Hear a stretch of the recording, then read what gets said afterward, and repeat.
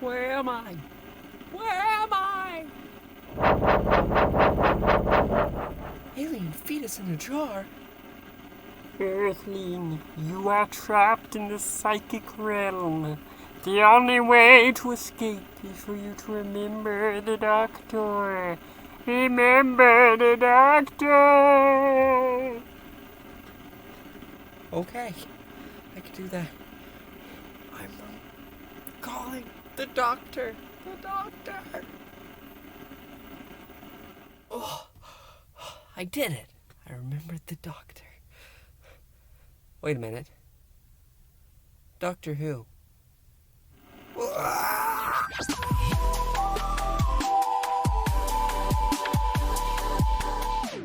Hello, everybody. My name is Professor Pixel, and you've made it. This is it. The end is near. Well, it's not near, it's here. We are here to review Doctor Who Redacted Episode 10, Salvation. It's the final episode. It's all led up to this. And if you haven't been listening to this, well, I don't know what's wrong with you. If you don't know what it is, it's Doctor Who Redacted. It's an audio drama podcast, and it's truly fantastic. If you've been watching my other reviews, you obviously know how I feel. If you have not, well, I don't know why you're here for the finale. This is the end. It's done. Finito. Unless they get to do more. And that depends on who's listening. So, if you aren't, you're making a mistake. Go ahead. Start listening. This is a full half hour, so overall, you get a good amount of content. 10 episodes, about 20 minutes each, except for this last one. There's a lot to go off of. A lot of good characters and a truly enjoyable story. But there's not much I can say. I think if I'm going to go ahead and give initial thoughts. This episode, this finale, a lot of series rely on the finale to bring it home. I'm going to admit that this isn't my favorite episode. It's not a bad episode. It's very okay. But I feel like there's a lot of good, but some of it is kind of just there. But I can really explain how I feel once we start digging into the episode itself. So overall, it is a decent episode. Don't get me wrong. But it's not my favorite. Now, you know how this goes. Spoilers. If you do not want spoilers, you know what to do. Run. Go. What are you doing here? But come back later because we're actually going to be able to expand upon the topics as we discuss them. Now, you've had your warning. Are you still here? Well, buckle up. We have a lot to go through. Last episode, we ended with Cleo seemingly disappearing. Cleo was not redacted at all. And, well, we can hear Floater, "You are the last one left." And, well, Vastra, Shauna, and Abby have all turned into ghosts. And Floater tells Cleo she's their last hope. She needs to run. Because now that they're ghosts, they're going to be looking to her for help. So, what does Cleo do? She runs. She is able to go up. She gets into a car because everybody else is gone. And she is contemplating where to go as she starts to drive. Do I go home? Do I just leave? What do I do? But ultimately, she decides that she can't do that. She has to stick around. She has to see this through. And, well, even if it's a danger to herself, because who knows if there's any place safe left in the world. So, where does she go? Well, she goes home. Who happens to be there? We get to hear a very familiar sound. The TARDIS. It arrives. And out steps the Doctor. Jodie Whittaker as the 13th Doctor. She hasn't been in the series a lot, but the moments she has been here, she's shined. And now, she actually gets to stick around for an episode. Cleo, seeing the blue box. She goes ahead, she is able to see the doctor. She takes a bat that her mother has back in her flat, and she's pretty much thinking that all she's going to have to do, she's going to have to knock her down. She wants to know what she did that allowed this. And I gotta admit, this opening scene is a little rough because Jody here is saying, oh, well, this is just disappointing. I thought you were reasonable. I've been listening to your podcast. I've been listening to all this. I didn't think you were the violent type. Well, go ahead. Try to kill me. Very weird tension. A very weird way to start. But ultimately, she's able to talk Cleo down. She puts down the bat. It's not in her nature. So, this leads to them trying to figure out where to go from here. There's a lot of questions left. Cleo seems to be the only one unaffected, and the doctor is able to give some answers. She went traveling with her companions. She doesn't actually name Yaz or Dan, so I don't know. I guess we're in a solo Jody era. Randomly, it's a little weird. But she went to visit a part of space that seemed totally undisturbed. There was told to be life there, but when they arrived, while it is beautiful, it seems that life there disappeared. Why? Because there was a virus, a psychic virus. And when the doctor went, well, it hooked to her. And thus, everybody who came into contact with it seemed to, well, be affected. And mostly, it seems because they weren't Time Lord. Her DNA is different from a human's, clearly. But I think it goes further than that. Maybe because she's the first one there, she was the first on the scene, the first to be exposed, it hooked onto her. Like in The Empty Child, where we had the nanites, nanobots, whatever they're called, that hooked onto the empty child and saw it as kind of reconstruction. So, oh, this is how a human is supposed to go. So, gas mask as a face and stuff, and it didn't really know how to process it. Almost like that in the way that it is a disease, so it spreads and makes people sick. Well, it's traveled onward, and it wasn't through touch, it's not airborne, it's within the psychic manifestation of knowing the doctor, which cuts people from reality, sending them into the psychic realm. And now they need to figure out what makes Cleo different. The doctor wants to go into Cleo's head, try to find it, and ultimately Cleo's not comfortable with that. So the doctor says, fine, go into my head, look into my mind, and see if you can see something familiar there. So Cleo, I guess she puts the fingers to the temple, and after a moment she's able to see other faces that the doctor used to be. Mostly a bunch of men, but none of them's clicking. But then Cleo starts to remember something. Starts to have a memory of a place that they used to go, that she used to go with her dad. And things start to slowly reveal themselves, and she doesn't want to, but the doctor says, I'm right here. I'm here with you. We can do this. And Cleo ultimately accepts. And they dig through. Her and her father found a red egg, and it was one of the coolest things they've ever seen. But then it started to hatch. And out of it came a creature, kind of bird-like from the sound of it, which I suppose makes sense if it's a giant egg. But Cleo's dad protected her. But her dad didn't make it. And that's when the doctor, the 10th to be exact, came onto the scene. Small side note, it's a red hatching. It's actually the creature that Martha and the 10th Doctor were hunting in the episode Blink. A lot of this ties in to the 10th Doctor. It's kind of funny.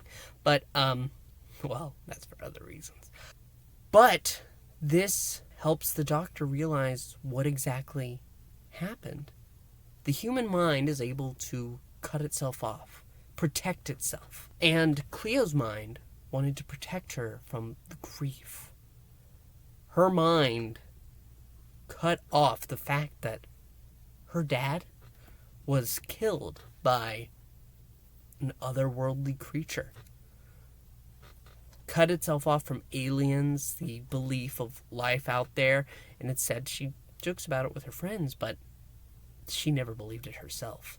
Not really. And now she knows, she understands, she remembers. And because her mind was fortifying itself against the Doctor, it was protected from the virus. At that moment, I kind of wondered, oh, does that mean she's going to start going now? Or... But ultimately, that leads the Doctor being like, okay, now that I understand, now I can try to fix this.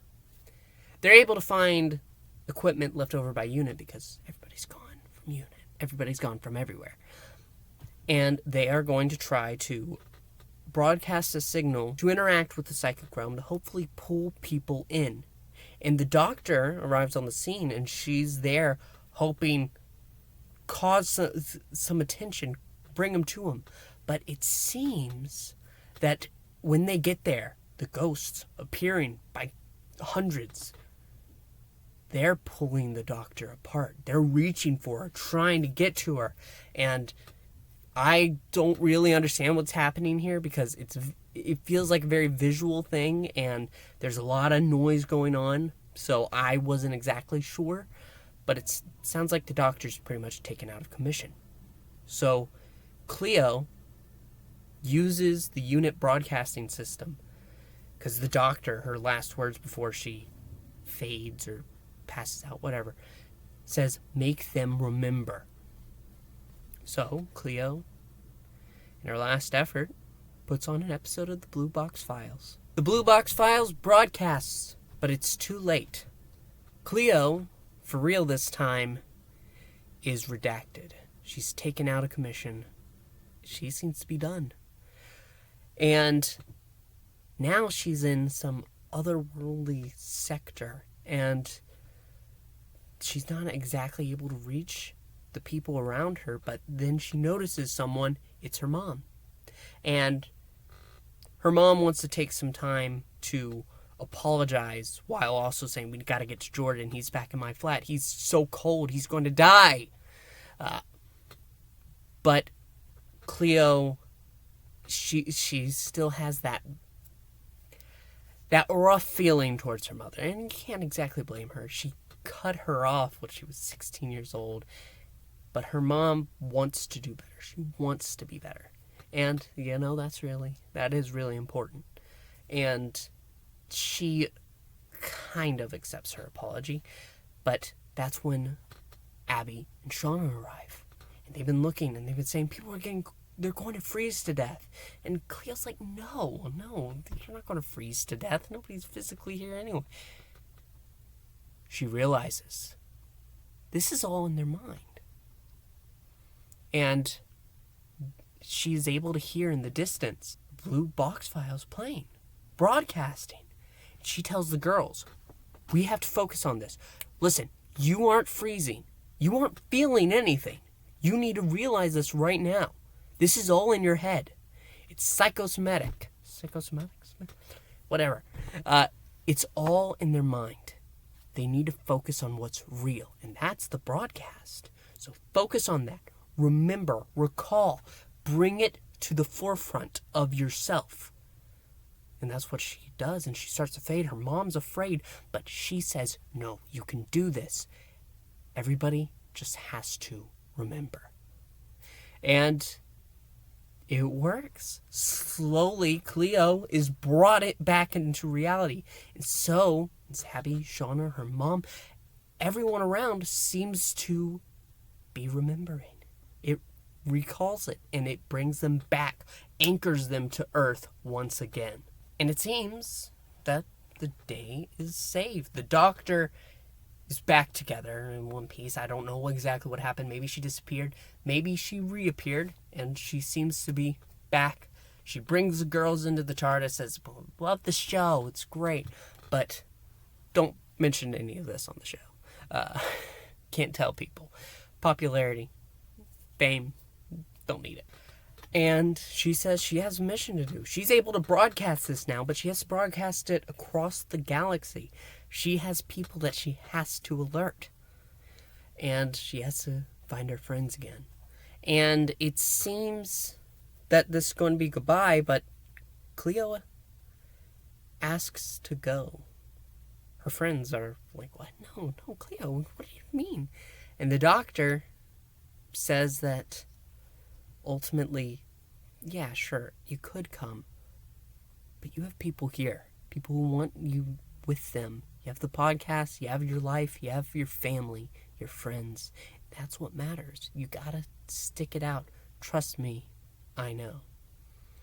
And so, it seems that Cleo's going to stick around. We get a couple scenes afterwards. Cleo is out to dinner with her brother and her mother, and they're kind of able to settle the conversation. And there's also the case of Abby and Shauna. They say goodbye.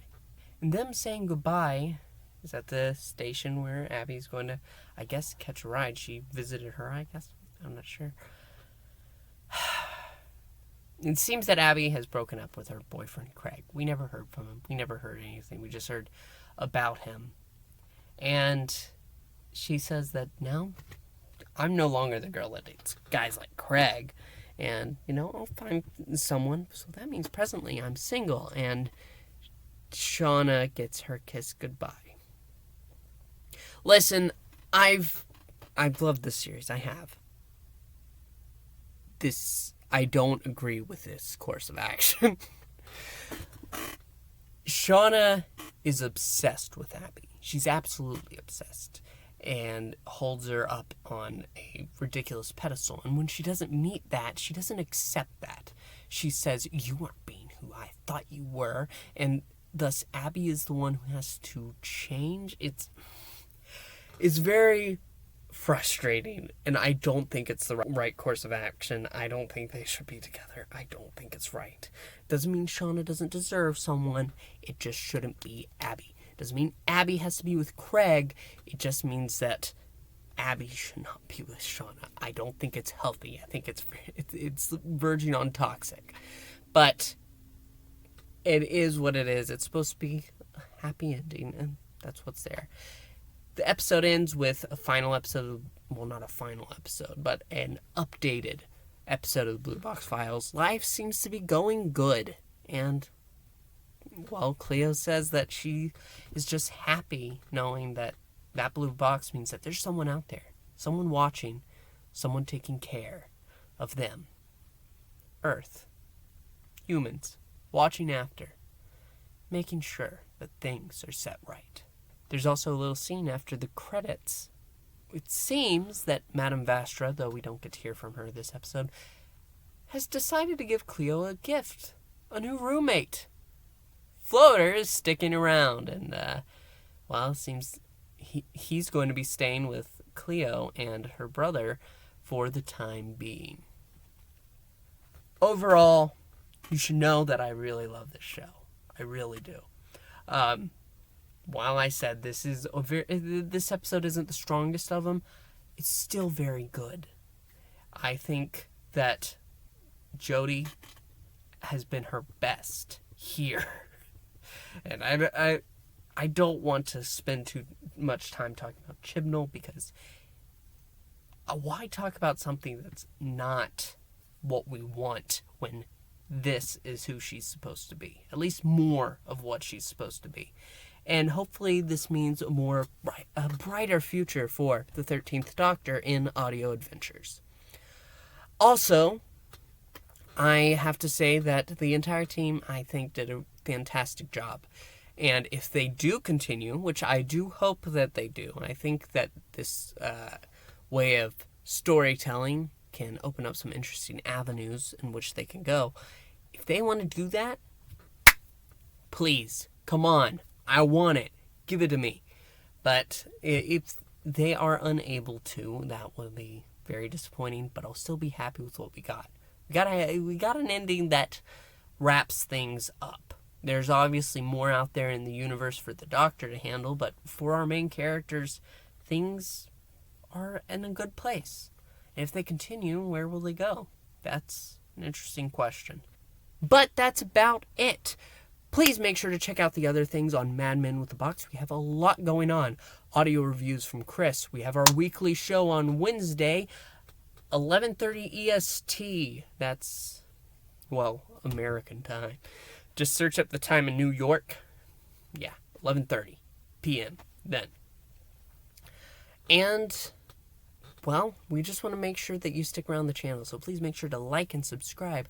Leave a comment. What have you thought of Doctor Who Redacted? You've been listening to me ramble on for these past 10 reviews. It's time for you to leave a thought. Also, finally, just thank you so much for watching. It means a lot to have you out there. With that being said, there's not much more to say. So, Geronimo, Alonzi, goodbye. See you next time.